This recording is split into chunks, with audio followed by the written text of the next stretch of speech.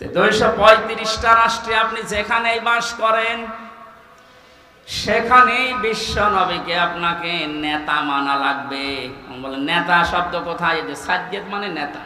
কিছুক্ষণ আগে আপনি আরবিতে বললেন না, আল্লাহুম্মা সাল্লি আলা সাজ্জেদিনা, হে আল্লাহ তুমি রহমত নাজিল করো আমাদের নেতার উপরে। আমাদের নেতার নাম কি? আল্লাহ বলেন তুই নিজে বললি আলা মুহাম্মদ, মুহাম্মদের উপরে। এই জন্য আল্লাহর ঘোষণা দেওয়া আদর্শ বা নেতা এই পৃথিবীতে মাত্র একজন আছে, তার নাম মুহাম্মদুর রাসূলুল্লাহ। কেউ যদি এই পৃথিবীতে 235টা রাষ্ট্রে বাস না করে বলে আমি মঙ্গল গ্রহে থাকি, সেখানেও আপনাকে মানা লাগবে, কারণ সাজ্জিদুল আলামিন।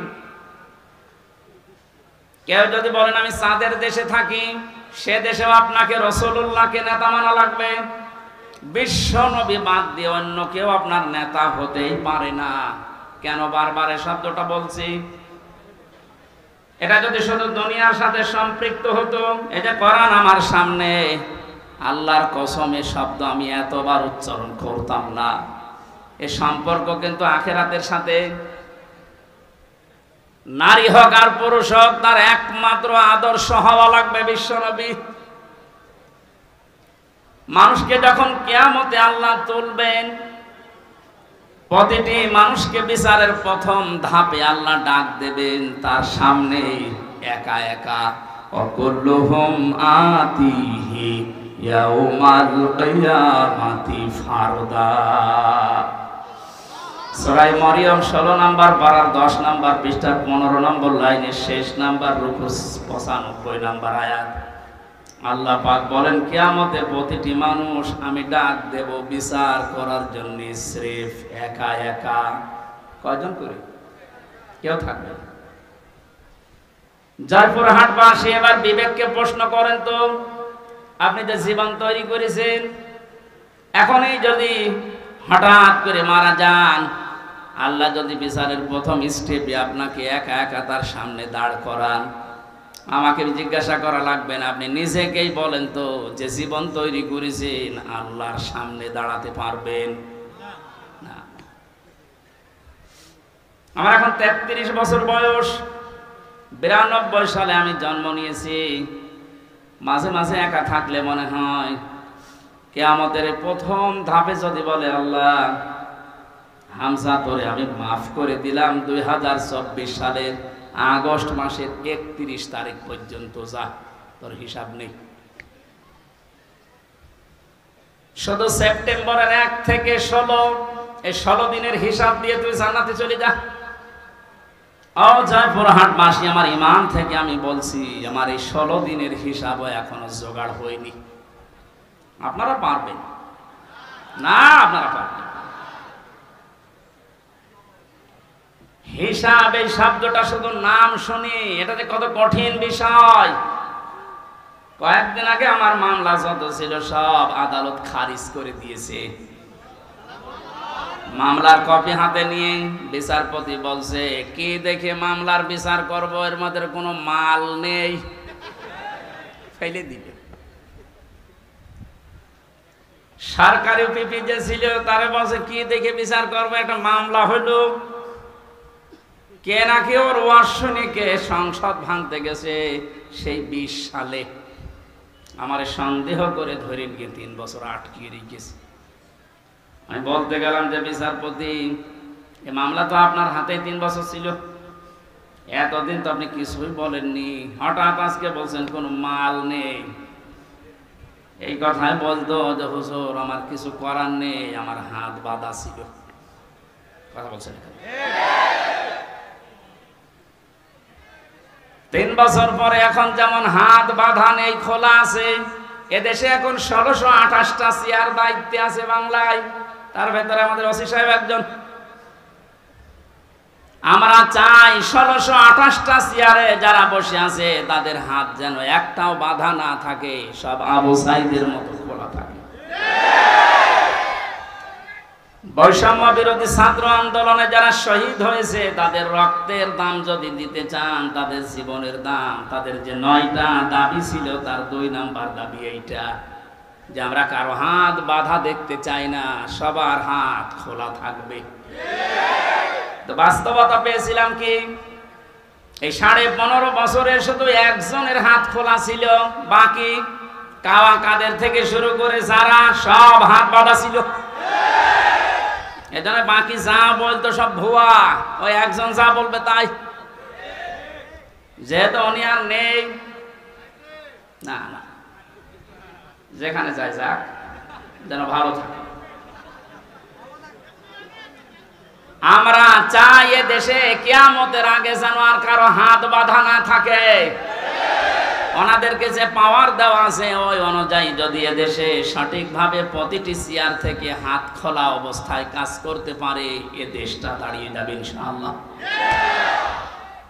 আপনি মিনি জান্নাত দেখতে চান? আমি বহু উন্নত দেশে গেছি বিশ্বের। আমি আকিজ গ্রুপে ছিলাম, আপনারা জানেন, ওদের বহু দেশে ব্যবসা আছে। একটা ভিসা লাগালে 27টা দেশ ঘোরা যেত। এরকম জায়গা জায়গায় যেয়ে দেখেছি। ওই সমস্ত দেশগুলো উন্নত হওয়ার পেছনে কারণ এই, ওরা যে আইন পাশ করেছে ওইটার প্রয়োগ আছে। আমাদের দেশেও আইন পাশ হয়, কিন্তু প্রয়োগ করতে গেলে ওনাদের হাত বাঁধা। এখানে হাত যেন আর কারো বাধা না থাকে। শুধু এতটুকু না, আমার এই যে 3টা বছর এখন তো আমি নির্দোষ খালাস পেয়েছি। আদালত প্রমাণ করেছে যে আমার কোনো দোষ নেই। কথা বলে না কেন? তাই তো আমার এই বেকসুর খালাস দিত, কোনো দোষ পাইনি, এই জন্য বলছে না এ মামলার আর কিছু হবে না, সব শেষ। তাহলে আমি চাই আমাকে 3টা বছর বিনা কারণে আপনি আটক করে রাখলেন আমার মামলার আয়ুর সাথে, এবং টপ টু বটম যারা জড়িত প্রত্যেককে এভাবে 3 বছর করে আটক করে রাখা হোক। আমার রেখেছিল ফাঁসির কন্ডেম সেলের ভেতরে, আপনাকে রাখা হবে আয়না ঘরে। অনেকে বলছে আমি চট করে চলে আসবো, আসেন আয়না ঘরে ঢুকে, আপনি আসেন। 1,10,000 মানুষ এখন জেল খাটতেছে সারা দেশে। আমি যতটুকু 3 বছরে বুঝেছি, আমার মনে হয় 100 জনের প্রায় 60 থেকে 65 জন মানুষ নির্দোষ, কিছু জানে না, আন্দাজে তারা জেল খাটতেছে। যারা এই অবৈধ কাজগুলোর সাথে জড়িত, সে টাকা পয়সা খেয়ে হোক আর চাপে হোক, প্রত্যেককে এই মামলাগুলোতে যদি সাক্ষ্য প্রমাণ হয় যে না ওর কোনো দোষ নেই, বেকসুর খালাস পেয়ে যাচ্ছে, তাহলে 3 বছর 5 বছর 10 বছর তার জীবন থেকে আপনি নষ্ট করলেন কেন? যারা এর সাথে জড়িত প্রত্যেকের শাস্তি দাবি করছে, তাহলে ন্যায় বিচার কায়েম হবে। ভবিষ্যতে আর কেউ উল্টা পাল্টা মিথ্যা মামলা দিয়ে আপনার জীবন অন্তত নষ্ট করতে পারবে না।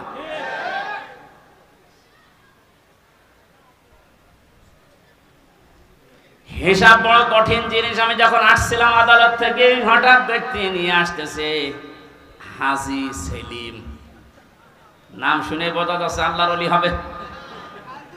দর্জের চরিত্র শয়তান অত নিচে নামে না, হাও মাও করে কাঁদতেছে। আমার তো মনে হচ্ছিল ওই সময় ওর সামনে আমি, আমার যতটুকু বাস্তবতা দেখে মনে হচ্ছে আদালতকে জানাবো, কথা তো বলতে পারে না, নৌকা বলতে গেলে হৌকা বলে ফেলে, কথা বের হয় না। যদি কথা বলতে পারতো ভালোভাবে, ও বলতো আদালত আমার যত কিছু আছে সব আমি দিয়ে দিলাম, আমারে ছেড়ে দিল। কিয়ামতের ময়দানটাও ঠিক এইভাবে আল্লাহ সাজাবে। আল্লাহ পাক বলেন ওয়াসাহিবাতিহি ওয়া আখিহি ওয়া ফাসিলাতিহি আল্লাতী তুবি। মানুষ তার নিজের ভাইকে, তার নিজের স্ত্রী সন্তানকে, তার জ্ঞাতি গোষ্ঠীকে, তার বংশের লোক, তার দলীয় লোক, তার আত্মীয় স্বজন, যত যারা সাহায্য করত, তাকে আশ্রয় দিত দুনিয়ায়, সবাইকে আল্লাহ সামনে নিয়ে বলবে আল্লাহ এগুলো সব দিয়ে দিলাম মুক্তিপণ হিসাবে, তুমি আমারে কিছু বলবা না। কথাটা কি মিথ্যা মনে হচ্ছে? সূরা মাআরিজের আয়াত, আল্লাহ নিজে নাজিল করে জানিয়েছে মানুষ এটা বলবে। আমিও হতে পারি, আপনিও হতে পারেন, কিয়ামতে বলা লাগবে আল্লাহ আমার এই মেয়েকে আমি দিয়ে দিলাম। এই আয়াতটা যখন আমি জেলখানায় থাকতে পড়েছিলাম, তখন ছোট মেয়েটার বয়স 1 বছর মাত্র। সবচেয়ে বেশি মনে পড়তো ওর কথা। মাঝে মাঝে চিন্তা হতো, আল্লাহ এর প্রতি আমার যে ভালোবাসা, দুর্বলতা, মহব্বত তুমি তৈরি করে দিয়েছো, কিয়ামতে এই ফারিহা জান্নাতকেও নাকি আমি বলবো আল্লাহ এরেও দিলাম মুক্তিপণ হিসাবে। এটা আমার কেমন লাগে, আমার বিশ্বাস হতে চায় না। কিন্তু কিয়ামতের ভয়াবহ যে দৃশ্য আল্লাহ নিজে ফুটিয়ে তুলেছেন, তখন মনে হয় না ফারিহা না, ফারিহার মাকে পর্যন্ত বলা লাগবে আল্লাহ এরেও দিয়ে দিলাম। অফাসিলাতি হিল্লাতি তুবি ওয়া মান ফিল আরদি জামিয়া, দুনিয়া আমার স্থাবর অস্থাবর যত সম্পদ আমি বৈধ অবৈধ পথে উপায় করেছিলাম সব তোমাকে দিলাম। সুম্মা ইউনজি, এরপরও তুমি আমারে নাজাত দাও। সঙ্গে সঙ্গে আল্লাহ ধমক দেবেন, কাল্লা ইন্নাহা লাযা, কখনোই না, তোরে আমি লাজাই ঢোকাবো। কোথায়? এখানে আলেম থাকলে জিজ্ঞাসা করেন, লাজা শব্দটা শুনতে যত সহজ মনে হচ্ছে, ভেতরের অবস্থা অত সহজ না। আল্লাহ বলেন নাযাআতাল লিশাওয়া, এখানে প্রবেশ করার সঙ্গে সঙ্গে মানুষের আগে চামড়া উঠে যাবে। জয়পুরহাটবাসী কি একটা ঘর আল্লাহ বানিয়েছেন, যেখানে প্রবেশ করলে আগে মানুষের চামড়া উঠে যাবে। রিমান্ডে আমি দেখেছিলাম, মাটির নিচে যখন আমাকে নিয়েছে, তো বহু ভয়ঙ্কর জায়গা আমি দেখেছি। মানুষের যে নখ তুলে নেয়, মাঝে মাঝে যে ডিএম দেওয়ার নাম শুনি, এ বাস্তব আমি দেখেছি নিজে। যতদিন রিমান্ডে ছিলাম আমি বহু মামলার আসামি, কিন্তু কোনো দিন আমার চামড়া খুশি পড়ে গেছে না, হয়নি। বহু কষ্টকর সময় পার করেছিলাম খেয়ে না খেয়ে। ওনাদের আলেমদের প্রতি একটু বেশি অ্যালার্জি ছিল। অধিকাংশ অফিসার গুলো আমার ভাগ্যেই পড়ে, ভাগ্যই খারাপ মনে হয়, ভাগ্যে পড়েছিল সব হিন্দু। ওরা তো আলেম জালেম বোঝে না। আজকে নয়ন হোসেন একজন মুসলিম, ওনার হাতে যদি আমি পড়তাম, হয়তো আর কিছু না হোক, নামের আগে আলেম দেখেও ভেতরে একটা মায়া আসতো। আর আমার অফিসার পড়েছে সুব্রত বালা, নাম শুনলে বলা যাচ্ছে এ আল্লাহরও দুশমন, আমারও দুশমন। ওর মনে তো আর আমার প্রতি কোনো মায়া দয়া নেই, তারপরে ওরে উপর থেকে যা বলেছে ও তাই করবে। বহু ভয়ঙ্কর কষ্টের ভেতরে দিন পার করেছিলাম, কিন্তু আমার চামড়া উঠে যায়নি। কিন্তু আয়াতটা পড়ার পরে আল্লাহ জানিয়েছেন নাযাআতাল লিশাওয়া, এমন একটা ঘর আমি বানিয়েছি লাজা, এখানে ঢুকলে আগে চামড়া খসে যাবে। কি ভয়ঙ্কর হতে পারে আপনি বলেন? কাদেরকে জাহান্নামে লাজা ডাকবে? তাদউ মান আদবার ওয়া তাওয়াল্লা ওয়া জামাআ ফাআওয়া, যে মানুষগুলোকে সত্যের দিকে আহ্বান করা হয়, সত্যকে সত্য জানার পরও যারা অহংকার করে, এদবার করে, মুখ ফিরিয়ে চলে যায়। আর এই চরিত্রের মানুষ বাংলাদেশে বেশি। ও জানে যে এটা সত্য বিষয়, সত্য পথ, এরপরও হিংসা করে, অহংকার করে মানতে চায় না। খালি দেখে যে এটা তো আমার দলীয় লোক না, এ তো আমার বাবার মুরিদ না, তখন আস্তে করে মুখ ফিরিয়ে চলে যায়। এই যে সত্যকে আপনার মন বলছে যে এটা সত্য পথ, এটা সঠিক পথ, শোনার পরে জানার পরও যদি আপনি মুখ ফিরিয়ে চলে যান, আপনাকে আল্লাহ প্রবেশ করাবে লাজায়। কোথায়? কি ভয়ঙ্কর তথ্য আল্লাহ দিলেন, দেখলেন না? চামড়া খসে যাবে আগেই।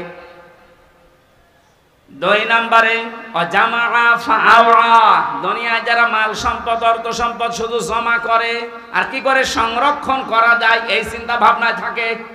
এই 15.5 বছরে যারা টাকা পয়সা জমিয়েছে, আপনি দেখেন তাদের দিকে, কোনদিন ঘোর অক্ষরও ভেবেছিল যে এভাবে আমার হঠাৎ করে হারিয়ে যাবে? ভাবে না। যারা জমা করেছেন বৈধ অবৈধ না দেখে শুধু জমিয়েছেন জমিয়েছেন জমিয়েছেন, আর কি করে সংরক্ষণ করা যায়, এটা স্থায়ী করা যায়, সেই চিন্তা ভাবনা করে শুধু স্থায়ী করার চিন্তা। দেশে জায়গা নেই, বেগম পাড়া বানিয়েছে, সুইস ব্যাংকে রেখেছে। টাকা অনেকের কত টাকা সে নিজেও জানে না। এখন কিছু কিছু মানুষ ধরা পড়ছে, দেখছেন না? বালিশের ভেতরে টাকা, ফ্রিজে টাকা। একটা মানুষের চলতে কত টাকা লাগে বলেন তো? এই যে দরবেশ, কি হবে তারা টাকা দিয়ে বলেন? এখন তো ঠিপি পচা ডিম খাচ্ছে। এত টাকার মালিক বাংলাদেশে, ধনীর তালিকায় সে লোকটা 1 নম্বরে, অথচ আদালতে তুলতে গেলে এই মানুষটাকে ডিম মারছে। কত বড় রাগ হলে আদালতে তোলার সময় মানুষ লাথি মারে বলেন? আমরাও তো নিয়েছিলাম আদালতে, আমাদেরকেও নিয়েছে ওইভাবে, মাথায় দড়ি দিয়ে, হাতে হ্যান্ডকাপ দিয়ে, মনে হচ্ছে ছাগল গরু নিয়ে যাচ্ছে।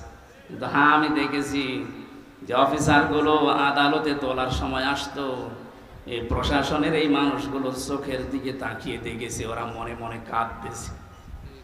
ওদের শুধু উপরের নির্দেশ আর হাত বাঁধা ছিল, এই জন্য কিছু করতে পারে নাই। নাম নিতে এখন আর বাধা নেই। গারদখানায় বহু অফিসারকে আমি পেয়েছিলাম মুসলিম, ওরা নিজেরা চুরি করে যায় নামাজ নিয়ে এসে আমার বলতো, হুজুর আপনি নামাজ পড়ে নেন। নিজেদের হালাল টাকা, অবৈধ টাকা না, জানে যে অবৈধ টাকা দিলে খেতে যাবে না। নিজেদের বেতনের টাকাগুলো দিয়ে, গরিব মানুষ কয় টাকায় বেতন পায়, ওখান থেকে একটা ছোট্ট রুটি, ছোট্ট পাউরুটি এনে বলতো সারাদিন কিছু খাননি খান। কঠিন বিপদের সময় যে মানুষগুলো সাহায্য করেছিল, বিশেষ করে আমার আব্দুল আলিম কারাগারের ভেতরে এবং ওই গারদখানায়, ওই মানুষগুলোর জন্য এমনিতেই মন থেকে কান্না চলে আসে। দোয়া করি, আল্লাহ তুমি তাদেরকে সর্বোচ্চ জায়গায় পৌঁছিয়ে দাও, তাদের জীবনের অভাবগুলো দূর করে দাও। যে চরিত্র দুইটার কথা বললাম আছে বাংলাদেশে, আপনি মিলান। যাদেরকে সত্যের পথে টাকা হলে অ্যাবাউট টান করে চলে যায়, আর যারা শুধু সম্পদ জমা করে আর হিসাব নিকাশ করে যে কত হচ্ছে, এই চরিত্রের মানুষ দেশে আছে না নেই? এখানে বলেন, এই মানুষগুলো আমরা দাঁড়াবো আল্লাহর সামনে। আমি তো বললাম আমার 16 দিনের হিসাব এখনো ঠিক হয়নি, আর আপনার 16 বছরের হিসাব কি করে ঠিক করে রেখেছেন? এইটার হিসাব আসলে মানুষের জীবন পাল্টানো সহজ।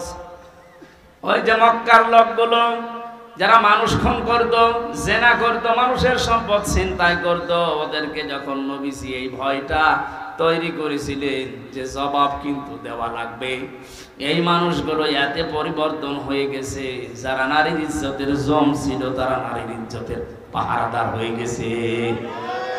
আমরাও এই দেশে এইটাই করতে চাই, কিন্তু এটা করার জন্য যেটা লাগবে তার নাম কোরআন। এটা বাদ দিয়ে মানুষের চরিত্র সংশোধন করা সম্ভব না, এইটাই আমরা চাচ্ছি। মানুষগুলো যারা চিন্তা করে, রাহাজানি করে, যারা জেনা করে, মদ খায়, এই মানুষগুলোর ভেতরে জবাব দেওয়া লাগবে। এই টেন্ডেন্সি যদি আমরা এই সমস্ত অনুষ্ঠানগুলো করে করে ঢুকিয়ে দিতে পারি, যারা চিন্তাই করছে তারাই সম্পদের পাহারাদার হবে ইনশাআল্লাহ। নবীদের যুগে যারা হয়েছিলেন তারাও তো মানুষ না ফেরেশতা? তারা যদি হতে পারে এই কোরআনের দ্বারা, আমরা পারবো না ইনশাআল্লাহ?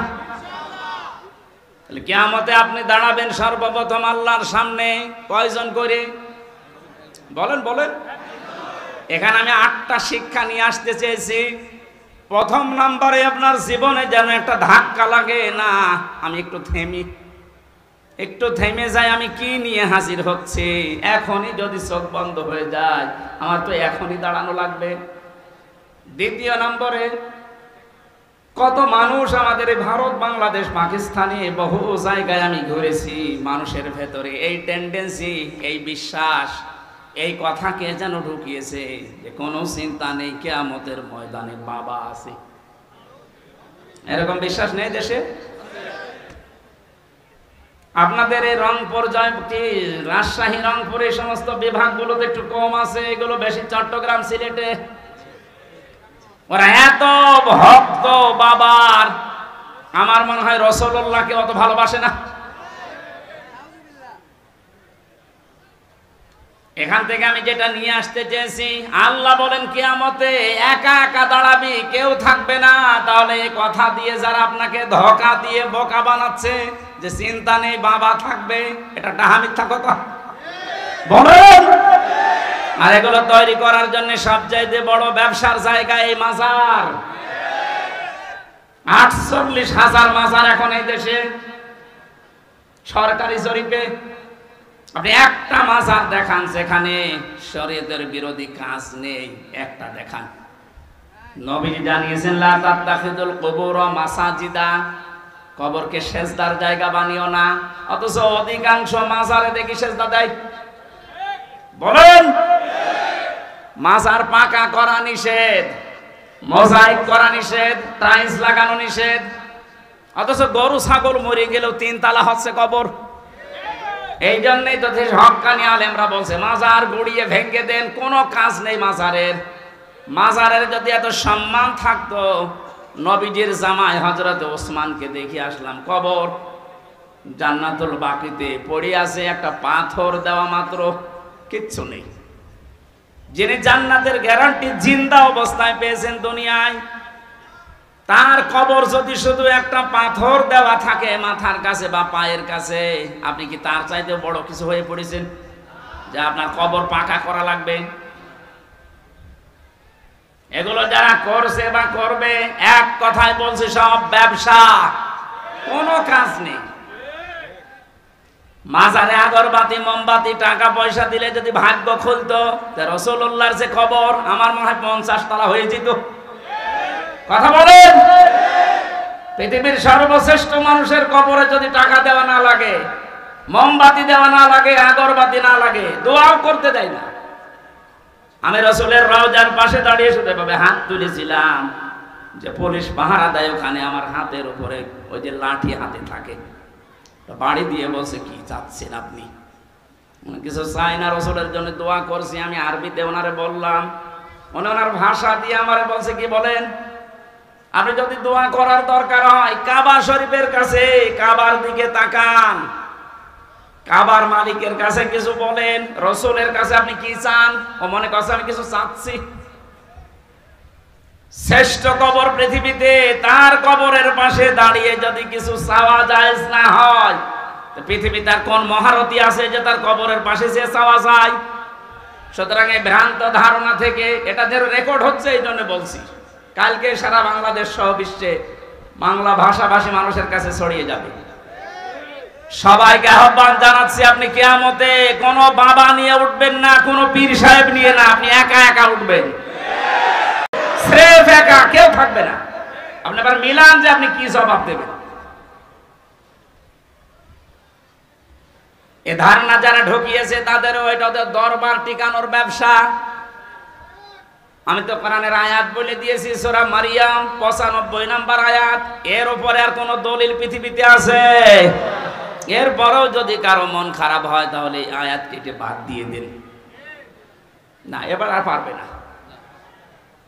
বিচারের দ্বিতীয় ধাপ, আমাদের এই বাংলাদেশে 4 প্রকারের রায় হয় আমরা দেখেছি। এই জয়পুরহাটের জেলা আদালত যেটা আছে, এখানে ম্যাজিস্ট্রেট কোর্টে একটা রায় হয়, এরপরে জজ কোর্টে আবার রায় হয়। এখানে যদি আপনার রায় বিপক্ষে যায়, আপনি হাইকোর্টে যান ঢাকায়। হাইকোর্ট থেকেও যদি আপনি ন্যায় বিচার না পান, মনে করেন আমি অবিচার হয়েছে আমার প্রতি, আপনি আর একটা কোর্টে যান, সুপ্রিম কোর্টে যান। এর উপরে আর কোন কোর্ট এ দেশে আছে? বলেন বলেন। তাহলে বাংলাদেশের রায় হয় কয় প্রকার? আল্লাহ পাক যে রায় দেবেন কিয়ামতের ময়দানে, যে ধাপ বানিয়েছেন, আমাদের যেমন 4 ধাপ, আল্লাহর রায় হবে 2 ধাপ। প্রথমে আল্লাহ আপনাকে ডাকবে স্রেফ একা একা, দ্বিতীয় নম্বরে আপনাকে এবার আর একা ডাকবে না। এইটা বোঝানোর জন্য আমি পর্যন্ত এসেছি, শুনতেছেন? কিয়ামতে এবার আল্লাহ মানুষকে, প্রতিটি মানুষকে ডাক দেবে, ইয়াউমা নাদউ কুল্লা উনাসিম বিইমামিহিম। সূরা বানী ইসরাঈল 15 নম্বর পারা 8 নম্বর পৃষ্ঠার 3 নম্বর লাইনের 72 নম্বর আয়াতের প্রথম অংশে আছে। এটা তাফসিরে ফি জিলালিল কোরআনি আছে। আমি বিশ্ববিদ্যালয়ে থাকাকালীন যত তাফসির মিলিয়েছি এই ইমামিহিম এই শব্দের সাথে 42টার উপরে আমি দেখেছিলাম ইংরেজি সহ। প্রতিটি মুফাসসির আয়াতের ব্যাপারে এক কথাই দিয়েছেন। আল্লাহ পাক বলেন কিয়ামতের ময়দানে প্রতিটি মানুষকে বিচারের দ্বিতীয় ধাপে আমি ডাক দেব তার নেতার সাথে। কার সাথে? বলেন বলেন। এবার আমার প্রশ্ন আপনার বিবেকের কাছে, এই এদিকে তাকান। প্রথম ধাপ তো শেষ, আপনি কি করবেন আপনি জানেন আর আল্লাহ জানেন। আমি তো বললাম আমারটা মিলানো সম্ভব হচ্ছে না, তার 16 দিনের। আপনি 16 বছর 32 বছর 45 বছর 60 বছর মিলাবেন কি করে বলেন? আপনার তো এখনই কান্নাকাটি শুরু করা দরকার। ওই বিবেক যেহেতু আপনার মরে গেছে, এবার দ্বিতীয় ধাপে আসেন তো। আপনাকে এবার আল্লাহ একা ডাকবে না, অবশ্যই কোরআনের আয়াত সত্য। 100 ভাগ না 98 ভাগ? বলেন বলেন। 100 ভাগ সত্য বিশ্বাস করেন তো? তাহলে আল্লাহ এবার আপনাকে ডাকবে আপনার ইমামের সাথে। এখানে ইমাম মানে নেতা, ইমাম মানে কি? আপনি বলেন যে নেতার পেছনে আপনি স্লোগান দিচ্ছেন, যাকে আদর্শ বলে ঘোষণা দিচ্ছেন যে আমার নেতা তোমার নেতা, এই নাম বলে যাকে আপনি রায় দিচ্ছেন, সাপোর্ট দিচ্ছেন, যার পক্ষে সুপারিশ করেন, সাফাই গান, কিয়ামতে ওই লোকটা আপনার সামনে থাকবে, আপনি পেছনে। কি মনে হয় আপনার যে নেতার পেছনে আপনি ঘোরেন, যার আদর্শ মতো চলেন, ওর যে চরিত্র, ওর যে সুরাত সিরাত, ওরে আল্লাহ দেখলে মাফ করবে বলে মনে হয়? দেখলেন এখনই বলছেন তো ধরা খাবে।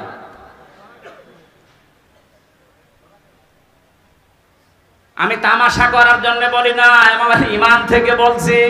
কোরআনের এই চোখটা লাগিয়ে আমি দেখতে পাচ্ছি আমরা 100 জনের এই দেশে 98 জন ধরা খেয়ে বসে আছি।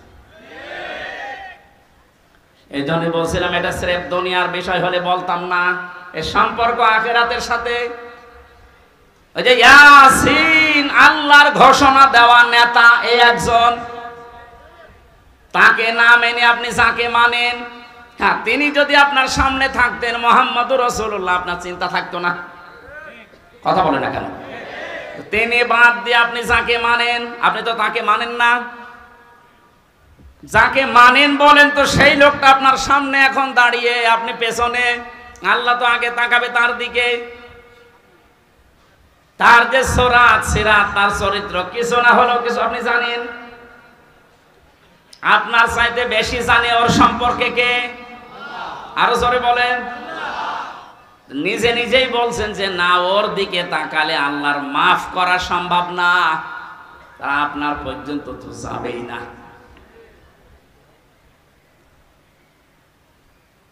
আমার ভয় হচ্ছে এই কারণে যে আমরা না জানি ওই ময়দানে অধিকাংশ মানুষগুলো দাঁড়িয়ে থাকে কিনা।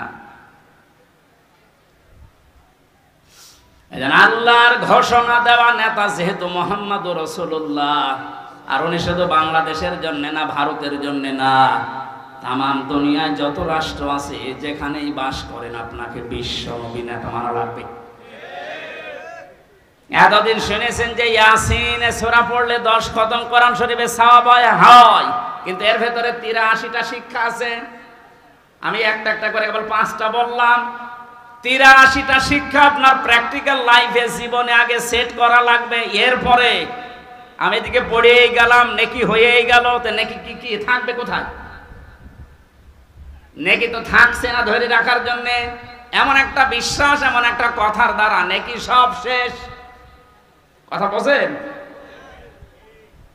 এই কোরআনে আল্লাহ 500 শরীয়তের বিধান দিয়েছেন। কয়টা? তার ভেতরে এটা একটা। ইয়াসিন হে নেতা, এটা একটা। এরকম কত আছে বলেন বলেন। কেন 500টা বলেন তো? আমি এবার শিক্ষিত মানুষদেরকে বলছি, যত ফরজ ইবাদত আছে দুনিয়ায়, প্রত্যেকটা ফরজ ইবাদতের কিছু মৌলিক বিষয় আলাদা করা আছে। এই যে নামাজ ফরজ না? বলেন না কেন?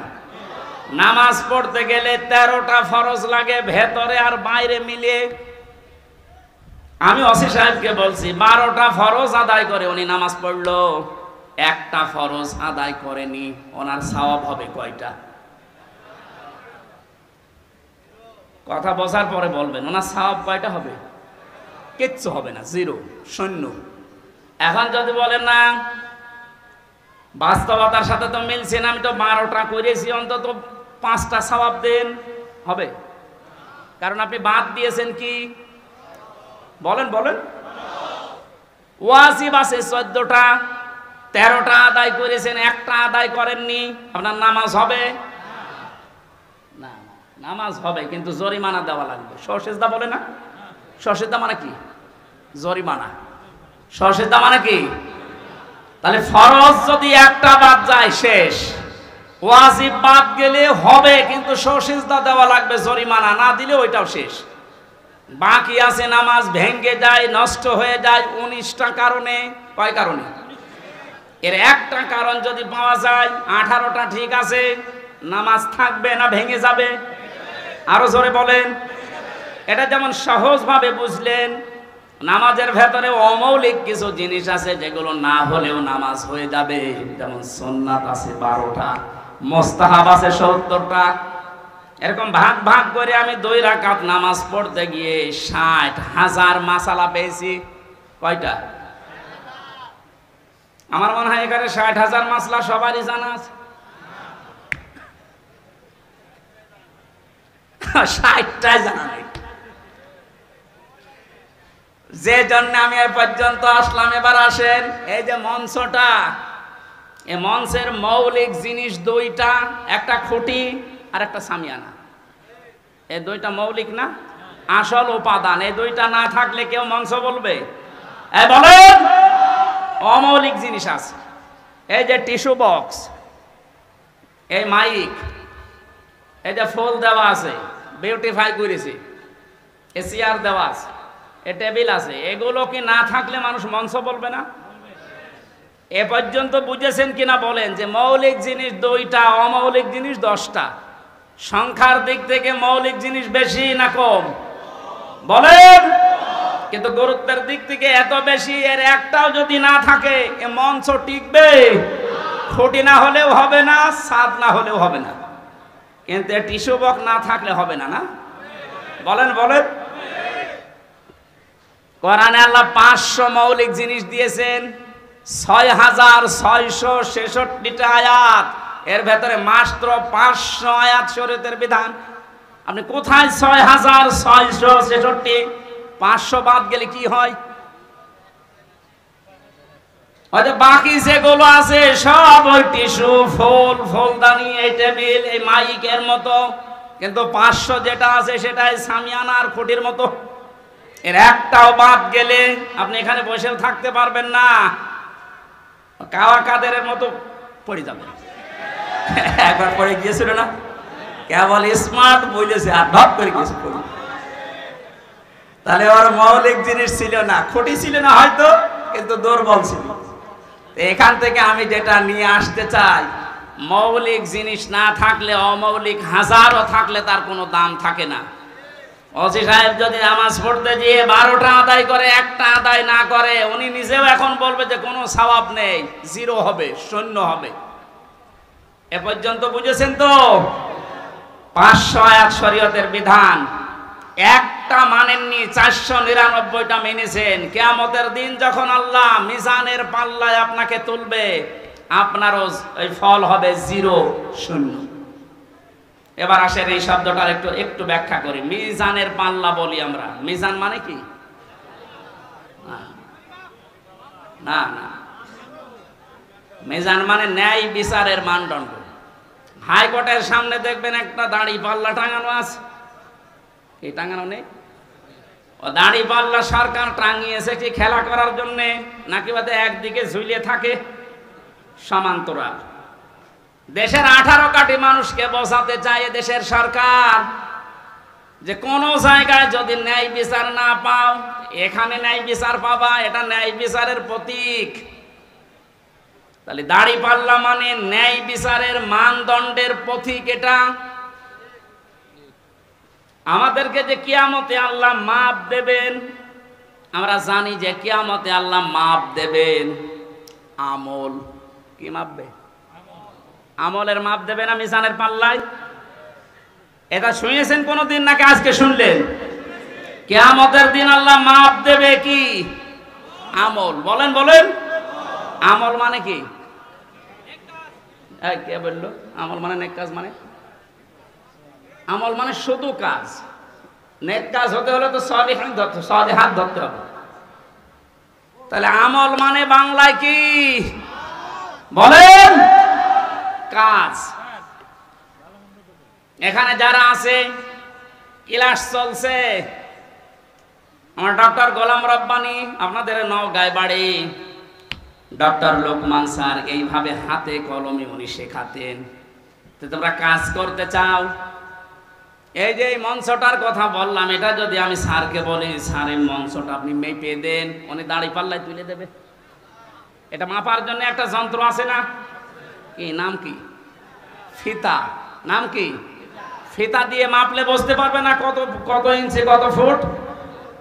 এই যে পানিটা যদি ওনারে দিয়ে বলি এটা ফিতা দিয়ে মেপে দেন, হবে? এটার জন্য সিসি লাগবে, লিটার লাগবে, এরকম যন্ত্র আছে আলাদা। ওনারা যদি সাইল দিয়ে বলে যে ফিতা দিয়ে সাইল মেপে দেন, হবে? ওটার জন্য বাটখারা লাগে, কেজি লাগে। পৃথিবীর প্রতিটা জিনিস যে তো মাপ করার জন্য আলাদা আলাদা যন্ত্র আছে।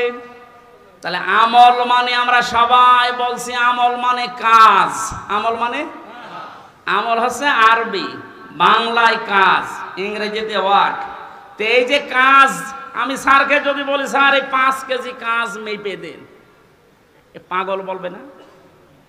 কাজ কি দাড়ি পাল্লায় মাপে মানুষ যে 5 কেজি কাজ আর এদিকে 10 কেজি কাজ? হবে?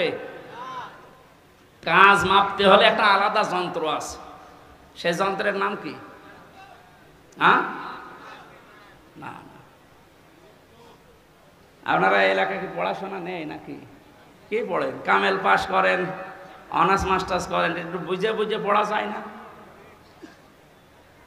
কাজ মাপতে হলে একটা আলাদা যন্ত্র আছে, ওই যন্ত্রের নাম হচ্ছে গুরুত্ব। নাম কি? কাজ মাপে মানুষ গুরুত্বের ভিত্তিতে।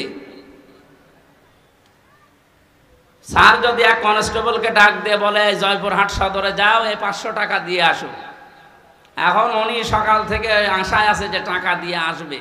2-3 ঘন্টা পরে খোঁজ নিয়ে দেখছে 1-1.5 কিলো যাওয়ার পরে ও কনস্টেবল মার্বেল খেলতেছে। ওনার কথা আর ওনার কাজের কোনো গুরুত্ব কনস্টেবল দিয়েছে? ওর ওপরে তো উনি খুব খুশি হবে, রাজি হবে নাকি? বলেন। আপনাকে আল্লাহ 500টা কাজ দিয়েছিল দুনিয়ায়, যেটা মৌলিক কাজ, এই ছাদের মতো আর খুঁটির মতো। এগুলো আপনি না করে মার্বেল খেলছেন। পরবর্তীতে যখন আল্লাহ দেখছে এ কি করে, এই গুরুত্বপূর্ণ কাজগুলো না করে ও মার্বেল খেলছে, ওনার মতো আল্লাহর রাগ হওয়া সম্ভব না।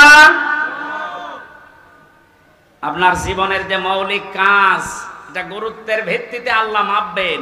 500টা কাজ দিয়েছেন, 500টা কাজের গুরুত্বপূর্ণ কিছু অংশ আছে। নামাজের যেমন 13টা। এই অজু করতে গেলে মানুষের অজু ভেঙে যায় কয়টা কারণে? 7 কারণে। বলেন কয় কারণ? এর ভেতরে যদি 6টা আদায় করেন, একটা আদায় করেননি বা নষ্ট হয়ে গেছে, আপনার পুরা অজু শেষ। ওই অজু দিয়ে নামাজ হবে? আমি কেন বলছিলাম এ কথা বারবার ক্লাসের মতো? আমাদের আজকে আমল মাপার, অনেকে মনে করে কিয়ামতের দিন এদিকে আমি 10 কেজি সওয়াব তুলে দেব, এদিকে 11 কেজি গোনা তুলে দেব, একটু কম বেশি হবে। অথবা এদিকে 11 কেজি সওয়াব, এদিকে 10 কেজি গোনা, একটু বেশি হবে, আল্লাহ জান্নাত দিয়ে দেবে। আরে ভাই, কাজ কি মানুষ মাপে দাড়ি পাল্লা দিয়ে নাকি? গুরুত্ব দিয়ে মাপতে হয়। আপনার জীবনের গুরুত্বপূর্ণ কাজই তো নেই। এই পৃথিবীতে যত গুরুত্বপূর্ণ কাজ আছে, এই যে ছাদের মতো আর খুঁটির মতো, তার ভেতরে 1 নম্বরে গুরুত্বপূর্ণ কাজ হচ্ছে আহসানু আমালা, সবচাইতে উত্তম কাজ।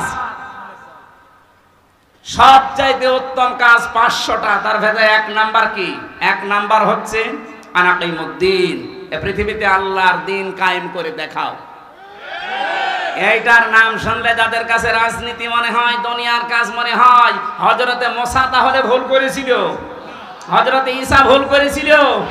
ইব্রাহিম নবী ভুল করেছিল? নূহ নবী ভুল করেছিল? মুহাম্মদ রাসূলুল্লাহ ভুল করেছিল? ওনারা তো এই কাজ করতে গিয়ে 27টা যুদ্ধের নেতৃত্ব দেওয়া লেগেছে। আপনি এই কাজের কথা শুনলে খালি দুনিয়ার কাজ মনে করেন, রাজনীতি মনে করেন, মানে আপনার তো মৌলিক কাজই হাতছাড়া হয়ে যাচ্ছে। এ ফুল দিয়ে এসব দিয়ে কি করবেন? আমি আশা করি কথা বোঝাতে পেরেছি। এরপরও যদি কেউ না বোঝার ভান করে থাকেন, এদিকে আসেন, আসেন, আপনাকে চট করে ঢুকিয়ে নি, আসেন।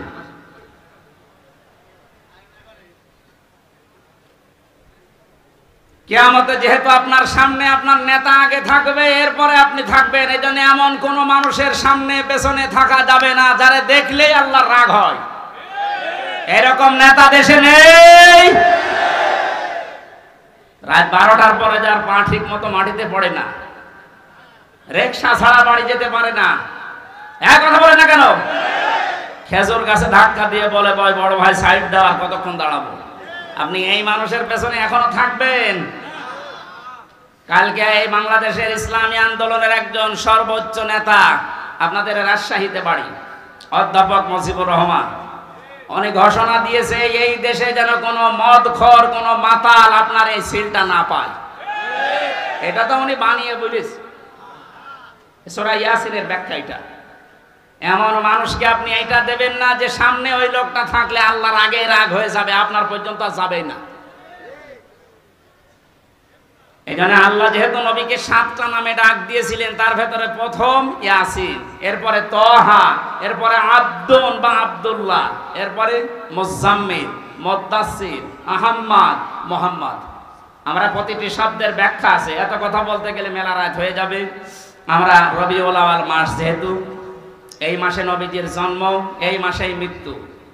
বিশ্ব নবী এই মাসে এসেছিলেন, এই মাসে ইন্তেকাল করেছেন। তাকে নিয়ে বিশেষ করে যে মাতামাতি হয় এই রবিউল আউয়াল আসলে, এটা কোরআন হাদিসে বর্ণিত নেই। আমাদের রাষ্ট্রীয়ভাবে একদিন ছুটি দেওয়া আছে মিলাদুন নবী, নবীর জন্ম বৃত্তান্ত আলোচনা করার জন্য না। নবীর জন্ম বৃত্তান্ত আলোচনা করার জন্য রাষ্ট্রীয় শোকের দরকার নেই, রাষ্ট্রীয় ছুটির দরকার নেই। নবীজি যেটা দিয়ে দেশ চালিয়েছিলেন, এইটা কিভাবে চালানো যায় সেই পদ্ধতি আবিষ্কার করে, তাহলেই হবে রবিউল আউয়াল পালন করা। আপনি কি একজন সাহাবীর চাইতে বেশি ভালোবাসা মহব্বত রাসূলুল্লাহকে দিতে পারবেন? বলেন। এই যে মিলাদ নিয়ে যারা আজ মাতামাতি করে, আমি কালকে বগুড়া ছিলাম, খালি মিলাদ নিয়ে যেভাবে মিছিল লাগিয়েছে এরা বুঝে করুক না বুঝে করুক আমি ওটা জানি না, কিন্তু বাস্তবতা হচ্ছে শুধু যদি কেউ মিলাদ মানে জন্ম, মিলাদ মানে কি? শুধু জন্ম নিয়ে কেউ যদি আনন্দে থাকে সে জাহান্নামে যাবে, শুধু জন্ম নিয়ে। কারণ নবীজির ইন্তেকালের 600 বছর পরে এই মিলাদ আবিষ্কার করেছে মানুষ। তাহলে এই 600 বছরে তো মিলাদ হয়নি দুনিয়ায়, ওরা জান্নাত যাবে না? বলেন। আপনি এই 600 বছর পরে কোথায় পেলেন এটা? ইসলামের ভেতরে নতুন কিছু আবিষ্কার যে করে সে বেদাত করে, আর বেদাত করলে সে গোমরা, আর গোমরা হলে সে জাহান্নামী। আপনি একটা কথা খণ্ডন করতে পারবেন? এবার আসেন আমি দলিল দিচ্ছি। দুইজন চাচা ছিল নবীজির জন্মে খুশি, একজন আবু লাহাব আর একজন আবু তালেব, এরা আপন চাচা। এই দুইজন এত বেশি খুশি হয়েছিল নবীর জন্মে, যারা সংবাদ দিয়েছে তাদেরকেও আজাদ করে দিয়েছে। আর আবু তালেবের জীবনী পড়েছি, ও নিজের সন্তান আলীকে কাছে রাখতো না, কিন্তু ভাতিজা মোহাম্মদ এতিম, বাবা নেই মা নেই, এই জন্য নিজের কাছে রাখতো। এত আদর করেছে, বলতো ভাতিজা আমি তোমার ধর্ম মানি না, কিন্তু তোমার শরীরে কেউ আঘাত করুক এটা আমি বেঁচে থাকতে সহ্য করব না। তা আপনি আর কি করেন বলেন তো? নবীর জন্ম আসলে সেই লোকটার দিকে তাকান, ও জীবন পর্যন্ত দেওয়ার মতো এইরকম মহব্বত করতো রাসূলকে। তো মারা যাওয়ার সময় নবীজি যখন বললেন ইয়া আম্মি আবি তালিব লা ইলাহা ইল্লাল্লাহ হাজ্জুল লাকা ইনদাল্লাহি ইয়াউমাল কিয়ামা, বুখারী শরীফের হাদিস। নবীজি মাথার কাছে এসে বলেন চাচা, আশপাশে মানুষজন দাঁড়িয়ে আছে, আপনার জোরে বলার দরকার নেই, আমার কানের কাছে মুখ নিয়ে শুধু আস্তে করে বলেন লা ইলাহা ইল্লাল্লাহ মুহাম্মাদুর রাসূলুল্লাহ বলার দরকার নেই, কারণ ওটা আমি নিজে আমি জানি। আপনি শুধু আল্লাহর একাত্মবাদের স্বীকৃতি আমার কানে শোনান, কারণ আমি সাক্ষী, আমি শাহেদ। আমি কি? শাহিদা ওয়া মুবাশশিরা ওয়া নাযীরা, এই শব্দগুলো কোরআনে নেই? আমি যে সাক্ষী, কিয়ামতে তো বলা লাগবে। আপনি শুধু আমার কানের কাছে একটু বলেন যে লা ইলাহা ইল্লাল্লাহ, আর কিছু বলা লাগবে না, কাউকে শোনানোরও দরকার নেই। এরা যদি বলতে পারেন কিয়ামতের ময়দানে আমি নবী আপনাকে আল্লাহর দরবারে ঝগড়া করে জান্নাতে নিয়ে যাব, বলে না। ডাক দিয়ে বলছে ভাবিস আমি তোমাকে ভালোবাসি, কিন্তু তোমার এই কালিমা, তোমার এই আদর্শ আমি মানতে পারলাম না, তুমি আমারে মাফ করে দিও। অজয়পুর হাটবাসী, মাফ করার মালিক নবীজি না আল্লাহ? আরো জোরে বলে। এত ভালোবেসেছিল, জন্মে খুশি হয়েছিল এই যে আবু লাহাব আর আবু তালেব, কই তাদের জীবনে পড়েন দুইজনে জাহান্নামী, আগুনের ফিতা লাগিয়ে দেবে পায়ের নিচে, মাথার মগজ পর্যন্ত ফুটবে। তারা শুধু জন্মে খুশি ছিল, মিলাদে খুশি ছিল। সিস্টেম অপর পৃষ্ঠায় দেখুন, আরো দুইজন আপন চাচা, হযরতে আব্বাস আর একজন হযরত আমির হামজা রাদিয়াল্লাহু তাআলা আনহুমা। এই দুইজন চাচা শুধু জন্মেই খুশি ছিল না, জন্মের সময় তো তারা খুশি হয়েছে, সবচেয়ে বেশি খুশি হয়েছে এই দুইজন চাচা নবীর আদর্শে। হযরত হামজা নবীর আদর্শ মানতে গিয়ে নিজের জীবন দিয়েছে, ৭০ টুকরা হয়েছে, তারপরও পিছপা হয়নি। কথা বলে না কেন? হযরতে আব্বাস নিজের জীবন দিয়েছে, নবীর আদর্শ গ্রহণ করে তিনি বলেছিলেন মান যাকা তা'মাল ঈমান, তোমরা যদি ঈমানের স্বাদ পেতে চাও, মান রাদিয়া বিল্লাহি রব্বা, আল্লাহকে রব পেয়ে খুশি থাকো, ওয়াবিল ইসলামি দীনা, ইসলামকে জীবন ব্যবস্থা হিসাবে পেয়ে খুশি থাকো, আমি মুহাম্মাদুর রাসূলুল্লাহ সাল্লাল্লাহু আলাইহি ওয়াসাল্লাম নাবিয়্যা ওয়া রাসূলা। রাহু মুসলিম, মুসলিম শরীফের হাদিস। নবীজিকে, বিশ্ব নবী মুহাম্মদুর রাসূলুল্লাহকে নবী এবং রাসূল পেয়ে খুশি থাকো। হযরতে আব্বাস আর হামজা এই দুইজন চাচা নবীর শুধু জন্মে না, তাদের সিরাতে সুরাতে তাদের আদর্শ পেয়ে খুশি, এজন্য এই দুইজন চাচাই জান্নাতি। সুতরাং আজকে আমাদের সময় এসেছে, রবিউল আউয়াল মাস 1 বছর পরে আসবে, শুধু নবীর জন্মের কথা শুনে মিলাদ দেবেন, জন্মের আলোচনা করবেন, খিচুড়ি জিলাপি খেয়ে শেষ করে দেবেন না। আপনার যদি পালন করতেই হয় প্রত্যেক সোমবারে একটা করে রোজা রাখেন। এক কথা বলে না কেন? আর যদি সর্বোচ্চটা মানতে চান হযরত হামজার মতো, হযরত আব্বাসের মতো তার আদর্শ মেনে নেন। আল্লাহ আমাদেরকে মেনে নেওয়ার তৌফিক দিন, বলেন আমিন। এই নবীর জীবনী থেকে একটা পাঠ, আমি 27টা পাঠ বলেছিলাম না, একটা পাঠ আজকে আলোচনা করছি। আচরণ, নবীজির আচরণ ব্যবহারটা কেমন ছিল আর আমাদেরটা কেমন, এটা আমি বাস্তবের সাথে আজ মিলাবো। সূরা আলে ইমরান 159 নম্বর আয়াত, একটা মাত্র আয়াত পড়েছি। এই আয়াতের ভেতরে যা আছে তাফসীর আকারে বলার চেষ্টা চালাচ্ছি, নাকি শেষ করে দেব?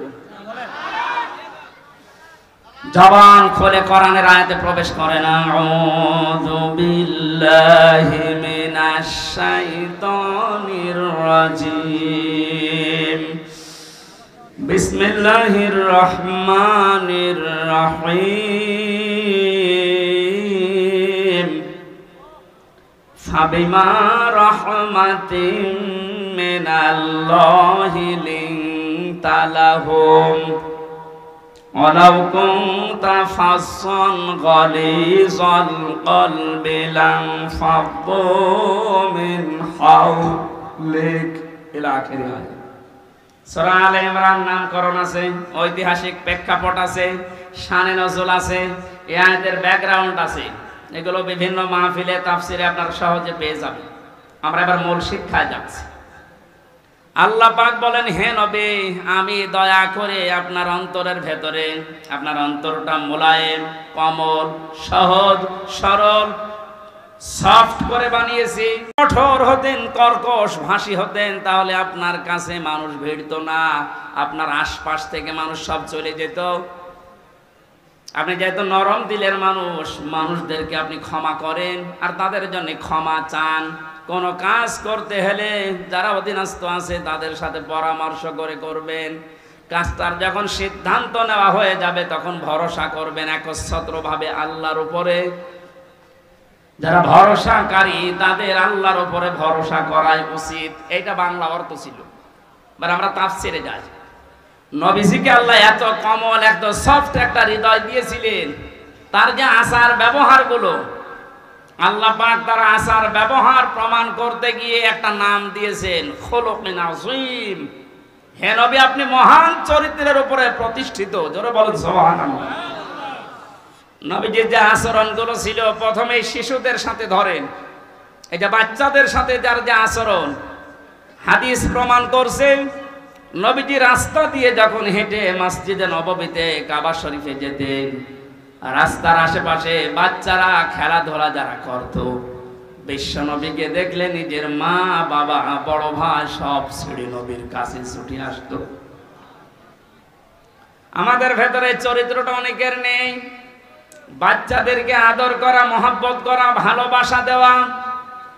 নবীজি বলেন ছোটদের সাথে আমার ভালোবাসাটা, আমার আন্ডারস্ট্যান্ডিং এমন ভাবে পয়দা হয়েছিল, আল্লাহ তৈরি করে দিয়েছিলেন। বাচ্চারা যদি নিজের মা বাবাকে দিনের পর দিন, মাসের পর মাস, বছরের পরে বছরও না দেখতো, আমি নবীর সাথে থাকলে ওরা মনে করতো মা বাবার সাথে আছে। হযরতে যায়েদ রাদিয়াল্লাহু তাআলা আনহু, তিনি বিক্রি হয়ে গেলেন একবার ছোটবেলায়। ভাগ্য তাকে খাদিজাতুল কুবরার কাছে পৌঁছিয়ে দিয়েছে।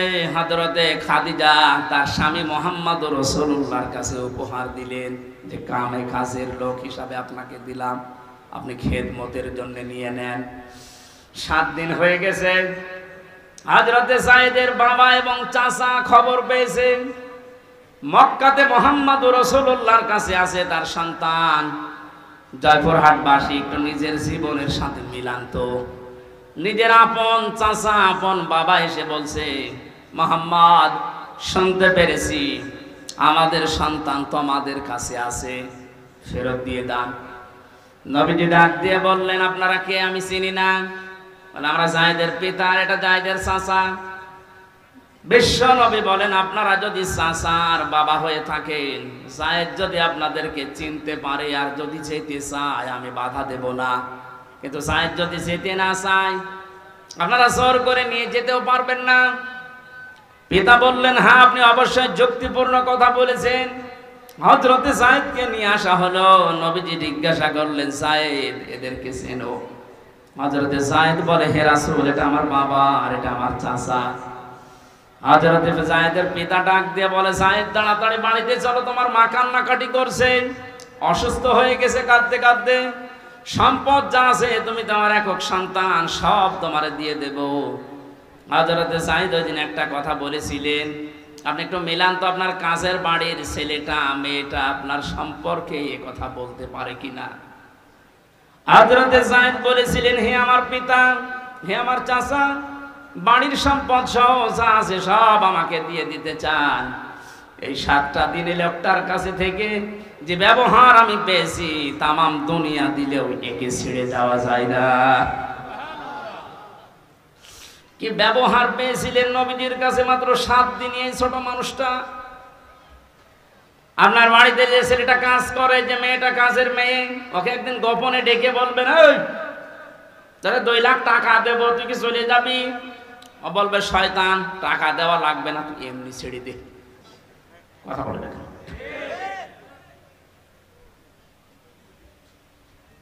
হযরতে আনাস ডাক দিয়ে বলে, আমি কাজের মানুষ ছিলাম, আমার মা উম্মে সুলাইম নবীজি যখন মদিনায় হিজরত করে আসে, তখন আমার মা আমাকে হাদিয়া দিয়েছিল।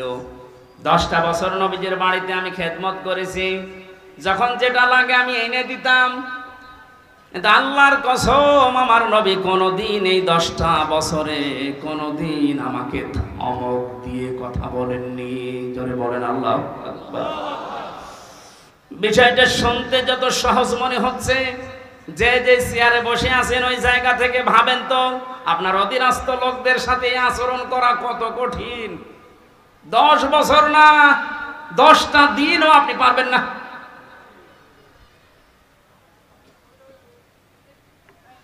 অনেক থানাতে আমি এই সেই 13 সাল, 14 সাল, 15 সাল, এই সালগুলোতে আমি থানাতে বেশি থাকতাম।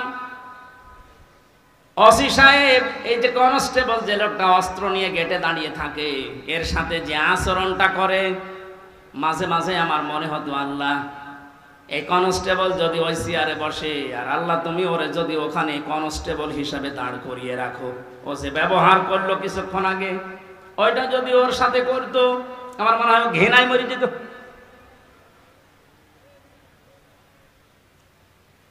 আপনার তার শুকরিয়া আদায় করা দরকার ছিল যে ও একজন মানুষ, ও ডিগ্রি পাস, আমিও ডিগ্রি পাস, আমাকে আল্লাহ চেয়ারে বসিয়েছেন আর ওরে অস্ত্র নিয়ে দাঁড় করিয়েছে গেটে। ওর সম্মান আমার চাইতে বেশি হওয়া দরকার। এই আচরণগুলো অনেকে মনে করছে যে দুনিয়ার বিষয় না, এগুলো সব আখিরাতের বিষয়। আল্লাহর নবীর কাছ থেকে রবিউল আউয়াল মাসে যদি এই কাজগুলো আপনি নিতেই না পারেন, আপনি কি নেবেন এই মাসে? শুধু জিলাপি আর খিচুড়ি?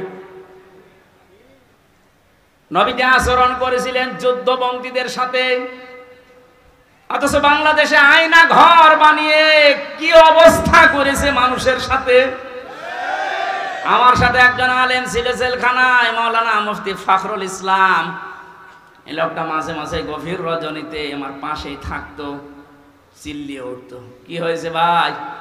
বললাম যখন আয়না ঘরে ছিলাম, ওই জায়গায় আমার এই যে হাতের পায়ের ভেতরে হাত দিয়ে সামনে যে রডের দেওয়াল ছিল, এই রড ধরে আবার আটকে দিত হাত। খালি বলতাম আল্লাহ তুমি আমাকে মরণ দাও না একটু শোবার মতো ব্যবস্থা করে দাও। মানুষ তো শুয়ে থাকতে পারলে যে কত শান্তি, এটা আমি হাড়ে হাড়ে টের পেয়েছি। ওই 6 মাসে 6টা মাস আমাকে শুইতে দেয়নি। হাত এভাবে 24 ঘন্টা বাঁধা, শুধু পোশাক পায়খানার জন্য 1.5-2 মিনিট সময় দিত, আর খাবারের জন্য যা দিত খাওয়ার মতো না। 3-4টা তরকার এক জায়গায় দিয়ে মনে হচ্ছে কে মাখিয়ে খেয়ে ফেলে দিয়েছে সেইটা। মানুষের শরীর যে খারাপ হয়ে যায় তার বাস্তব প্রমাণ দেখেননি ব্যারিস্টার আরমানের? ও চেহারা কি হয়ে গেছে। আমি 10 দিন ছিলাম মাটির নিচে মাত্র, তাই আমি নিজেকে চিনতে পারছিলাম না। আর সে 8 বছর, অথচ বিশ্বনবী যুদ্ধবন্দী যারা সাহাবীদেরকে বলতেন নিজেরা না খেয়ে থাকবা, যুদ্ধবন্দীদেরকে ভালো খাবারটা খাওয়াবা। আর আপনি নিজেও তো বলেন ওই নবী আমার, ওই নবী আমার নবী। আপনি হজ করে আসেন, সালাম দিয়ে আসেন, সেখানে গিয়ে আপনি জানতেন না যে 15.5 বছর কত মানুষ মাটির নিচে আছে। আয়না ঘরের সাথে যারা সম্পৃক্ত তারা জানতো না। তারা তো সব নাম দেখেছেন, কামরুল আহসান, কি সুন্দর নাম, সৌন্দর্যের প্রতীক কামরুল আহসান। এত সুন্দর নাম নিয়ে লোকটা ঘুমাতো কি করে রাতের বেলা? আয়না ঘরের দৃশ্যগুলো তো অবশ্যই আপনি মাঝে মাঝে যেয়ে দেখে আসতেন। দেখে আসার পরে আপনি কি ঘরে এসে স্ত্রীর কাছে ঘুমাতে পারতেন? আমার তো ঘুম হবে না। 2 দিন 5 দিন 10 দিন হলে হয়, 8 বছর 10 বছর একটা মানুষ কবরের মতো জায়গা। রাত দিন বোঝা যায় না, কখন আজান হয় কখন নামাজ হয় কিছুই জানে না। আন্দাজে নামাজ পড়তাম, 4 ওয়াক্ত নামাজ আমি একবারে পড়েছি। কি করবো আমি জানি না যেখানে আজান হচ্ছে না কি হচ্ছে। নবীজি গভীর রজনীতে যুদ্ধবন্দী যারা ছিল বদরের ময়দানে, তাদের কাছে যে দেখলেন একজনের হাত একটু টাইট করে বাঁধা। নবীজি বললেন সাহাবী কারা আছো, এর হাতটা একটু খুলে দাও। অয়ুতিমুনাত তাআমা আলা হুব্বিহি মিসকিনা ওয়া ইয়াতীমা ওয়া আসীরা। যারা জান্নাতে যেতে চাও তারা ইয়েতিম, মিসকিন, অসহায় এবং যুদ্ধবন্দী যারা, বিশেষ করে যারা বন্দী জীবনে আছে তাদেরকে খাবার খাওয়াও, এ নির্দেশ কার? আর আপনি কি করলেন? আবার জান্নাতে আপনার বলে হক আছে দাবি করে অনেকে। যা করেছেন আমার মনে হয় জান্নাতে আপনার হক নেই, আপনার হক আছে জাহান্নামে। নবীর উম্মত পরিচয় দিতে আপনার লজ্জা লাগবে না কিয়ামতে? নবীজি কি করলেন আর আপনি কি করেছেন? হচ্ছে না আমাদের আচরণ। শুধু রবিউল আউয়াল আসবে চলে যাবে, আপনি যদি এই আচরণগুলো ব্যবহারগুলো নিতে না পারেন তো কি হবে? খিচুড়ি আর জিলাপি খেয়ে পায়খানা করে। আল্লাহর নবী আচরণ করেছিলেন তার স্ত্রীদের সাথে। বিশ্বনবী নিজে রাষ্ট্রের দায়িত্ব পালন করে এসে দেখেন হযরত আয়েশা রুটি বানিয়েছেন, আর বকরি রুটিগুলো একটা একটা করে নিয়ে চলে যাচ্ছে। অনেক রুটি বানাতে বানাতে ছোট মানুষ ঘুমিয়ে গেছে। আমার মনে হয় আমাদের মতো স্বামী যারা চাকরিজীবী ব্যবসায়ী মাঠে কাজ করে, বাড়িতে এসে যদি দেখতো যে তরকারি ছাগলে নিয়ে যাচ্ছে আর বউ পড়ে পড়ে ঘুমাচ্ছে, ওখানে পিটিয়ে হাত মারা করে ফেলতো। কাজ কাম নেই বাড়িতে, কি করো কে? নবীজি এসে নিজে আটাগুলো নিজে খামের বানিয়ে আটাগুলো তৈরি করে, রুটিগুলো তৈরি করে, গোশত তৈরি করার পর হযরতে আয়েশাকে এবার ডাকলেন। ডাক দিয়ে বলে, আয়েশা, দেখলাম তুমি ঘুমিয়ে গেছো, তোমার ঘুমের ডিস্টার্ব হবে এই জন্য কিছু বলি নাই। আমি নিজেই নতুন করে আটা খামির করে রুটি বানিয়ে গোশত বানিয়ে রেখে দিয়েছি, এসো আমরা দুইজন খাই। হযরত আয়েশা কেঁদে ফেললেন। নবীজির বুকের ভেতরে মাথা নিয়ে বলেন, হে আমার স্বামী, দুনিয়াতে আমার কোনো দুঃখ নেই, কোনো আফসোস নেই। এই কথা বলার মতো স্ত্রী বাংলাদেশে কম না বেশি? নেই। আমরা যে আচরণ করছি তাদের সাথে হচ্ছে না। আমারটা হচ্ছে না, কারণ এটা রেকর্ড হচ্ছে। মিথ্যা কথা তো বলা হচ্ছে না। এখনই ম্যাডাম লাইভ দেখছে। আমার আচরণটা আরো সংযত হওয়া লাগবে। আমরা যেন রবিউল আউয়াল মাসে আমি সহ এখানে যত স্বামী আছি প্রত্যেককেই যেন রাসূলুল্লাহর মতো এই চরিত্র নিতে পারি, বলেন আমিন। সম্মানিত মা বোনেরা, আসার সময় দেখলাম গভীর মনোযোগ দিয়ে রাসূলের কথাগুলো শুনছেন, কান খাড়া করে শোনেন। বাংলাদেশে নারী নির্যাতন করলে কেস হয়, মামলা হয়। এই যে বসে আছে মামলা নেওয়ার জন্য। পুরুষ নির্যাতন হলে যে কেস হবে, করব কোথায়? এজন্য আমরা চাচ্ছি আপনাদের কারণে দেশের 100 জনের 98টা স্বামী মানসিক রোগী হয়ে যাচ্ছে। আপনি উদার হবেন। মেয়েদের ছোট মনের কারণে সংসারে শান্তি নেই। হাজারো মেয়ে লোক বউ এমন আছে, নিজের বাবা মা নিজের ভাই বোনের জন্য যদি স্বামী খরচ করে বলে অসুবিধা নেই, অথচ স্বামী যদি তার নিজের ভাই বোনের জন্য একটু কিছু করে, অনেক বউ আছে মন খারাপ করে। এরকম ছোট মনের বউ আছে? কার হাত তোলেন তো। না আমি হাসির খোরাকি দেই। এই দুইজন হাত তুলেছে বিয়ে না করি। আমি জানি বিবাহিত মানুষ হাত তুলবে না, কারণ এটা কিন্তু ভিডিও হচ্ছে। ও দেখবে যে আমার বাড়িওয়ালা হাত তুলেছে কিনা। না, আপনি উদার হন। কি করবেন? আপনি তো আর 50 বছর পরে দুনিয়ায় থাকবেন না। মাঝখান থেকে আপনি এই আচরণের কারণে জাহান্নাম খরিদ করে নিয়ে যাচ্ছেন। আপনার মতো পাগল আর কেউ নেই। আপনার সম্পত্তি পড়ে থাকবে, মাঝখান থেকে আপনি জাহান্নামে হয়ে যাচ্ছেন। অথচ নবীজি বলেন, কোন স্ত্রী যদি চায় যে আমার স্বামী বেশি দিন বেঁচে থাক, আমার স্বামীর সম্মান মর্যাদা টাকা পয়সা আরো বেড়ে যাক, সে যেন মাঝে মাঝে স্বামীকে তাগিদ দেয়, তুমি যাই করো রক্তের সম্পর্কগুলো ঠিক রাখো। এরকম বলার মতো বউ আছে? নেই। আরো কি করে রক্তের সম্পর্ক নষ্ট করে দেয় সেই বুদ্ধি দেয়। শাশুড়ি গল্প করে মানুষের কাছে মাঝে মাঝে যে আমার এই জামাই খুব ভালো, শুধু আমার মেয়ের কথা মতো চলে। আর এই যে ছেলেটা আমার, এটা একটা হারামজাদা, শুধু বউর কথা মতো চলে। আপনি শাশুড়ি, আপনার মনের ছোট কেন? একটু উদার হতে পারেন না? নিজের মেয়ে ভুল করলে মাফ করে দেন, আর বৌমা একটু কিছু করলে আপনি তার ছেলের কানে তুলে দেন। আপনি মানুষ, আপনি ডাইনি। আপনি নামাজ দিয়ে রোজা দিয়ে কালো বোরকা দিয়ে জান্নাত যেতে পারবেন না ওই মেয়েটার বরদোয়ার কারণে। আল্লাহ আমাদের আচরণগুলো রাসূলের কাছ থেকে নেওয়ার তৌফিক দাও, বলেন আমিন। আন্তর্জাতিক জীবনে তার চরিত্র আছে। প্রত্যেকটা জীবনে বড়দের সাথে কিভাবে আচরণ করা লাগে। আজ অফিসের যারা বস আছেন, এখানে দোকানের মালিক আছেন, আমি বহু অফিসে এই অভিযোগটা শুনেছি, এই জন্য তুলে ধরলাম। অনেক অফিসের অফিসারের আচরণ পেয়ে তার নিম্নে যারা চাকরি করে, তার আচরণের কারণে বলে কখন যে 8 ঘন্টা চলে যায় স্যারের কাছে থাকতে আমি টেরও পাই না।